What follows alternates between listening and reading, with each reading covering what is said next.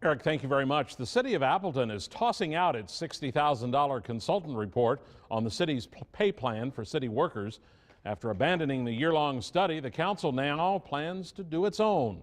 Fox 11's Chad Doran has our balance coverage.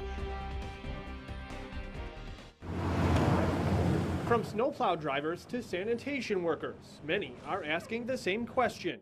They know what they're being paid, but they need to know what is the future for them, what does it look like, what is my potential, and what does it take to get a raise as a city employee. So the city paid a consulting firm $60,000 to find out.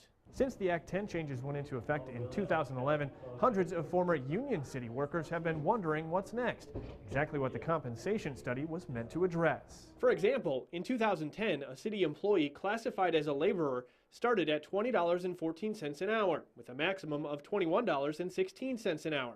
The consultants recommended the same laborer start at a minimum of $14.52 an hour, with a maximum of $21.78 an hour.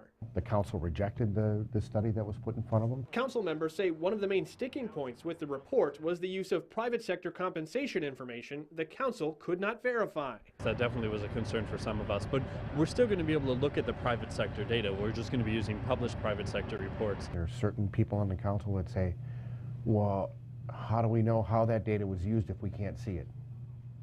Well, you don't. At some point, you got to trust the professional that we hired. In the meantime, Hannah says the city's several hundred former union employees will be slotted into the current compensation plan.